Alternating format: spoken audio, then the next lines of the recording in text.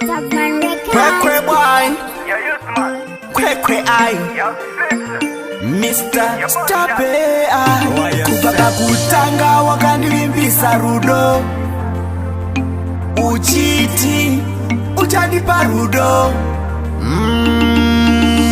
Wangu ndiwere wangu dali, wangu ndiwere wangu sweetie, wangu ndiwere wangu dali, wangu tiri murudo. Bati boy shinyakumana wakanimbisa utandipa sisere asinasi wakuita kaze mfirimu wakueka upo mafirimu kana usizadide ndiudze chete unonakisa ere rwekungotsi rudo rusina kuwirirana ringorire zita niudze pane taimu ndigoita ekshani mepi ndingawana rinani mune imwe mishani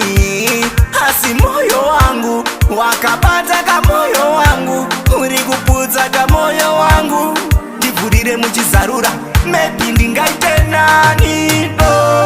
bati boyere shenyakumana wakandimbisa uchandipa sisere asinasi wakuita kaze mufirimu wakueka upo mafirimu kana usizandide ndiudze chete hazvisiriso zvandaigayira hazvisiriso zvandaishuwira hazvisiriso zvandaifungira kuti uchadaro kapepe masoko pandakakupa ukatika funga uchandibhilivhisa kwete kundipandisa. Bati boyere shinyakumana wakandilimbisa uchandipa sisere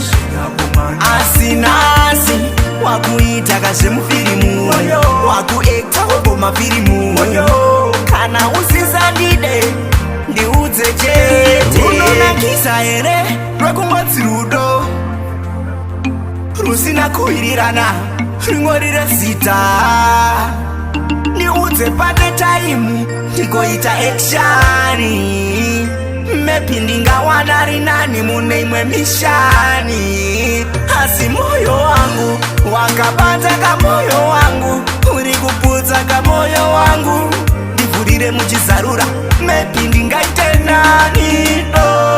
bati boyere shinyakumana wakandilimbisa uchandipa sisere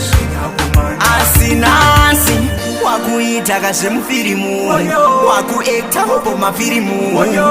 kana usizandide ndiudze chete.